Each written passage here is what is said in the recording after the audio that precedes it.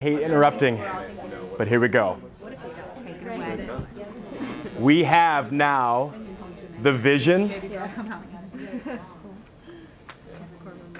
We have that vision for core member work time, right? What core member strong core member outputs look like, what core member advisor or your staff preparation and effectiveness looks like. We checked reality, saw that there was a gap. So we took evidence. We went into and observed the session. We looked at the lesson plans. We had some context about a conversation that happened. And then we thought about that evidence to say, what is that gap? Where is there a knowledge gap, a skill gap, or a mindset gap? Took that information as a school director and then and even so as a CMAC or a CC to say, I have to respond to this. I'm going to find the time, and here's what I'm going to do. And I think the practice that we just had in creating this sample tag or this group response was not actually to get the right answer, but the practice of how are you going to use the resources at your school to set up this session?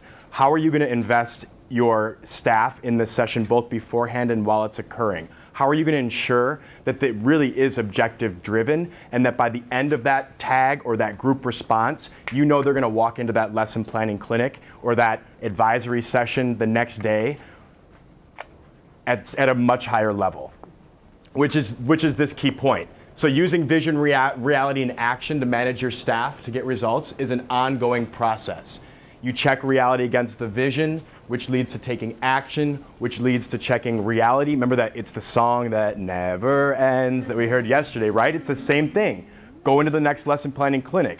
Are they better at P3 working with P3 with their core members? Or if you went this route, do they have a tighter strategy for leading mini sessions with their core members? You check it. If it's still not there, have another response. Maybe this time it's a one-on-one, or maybe this time you have the curriculum specialist lead it. But you've got to keep taking action so that core members are leaving at Institute at the highest levels they can be, so that ultimately that achievement gap gets smaller and smaller and eventually ceases to exist, right?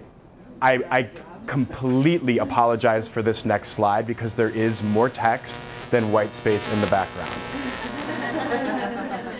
But it's not all new. We've been doing this since LC1, and we did it yesterday when we were talking about presenting content.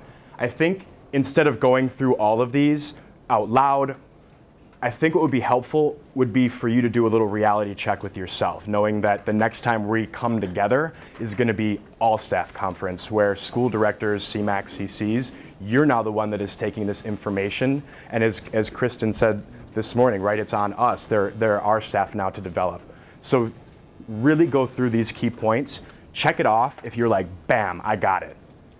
Circle it if not only the key point doesn't resonate strongly or if your action that fits into that seemed a little bit confusing. Take about 1 minute to do that. Check it off if you're rocking it, circle it if you still think you need a little help. Oh yeah, my bad. It's on your PowerPoint.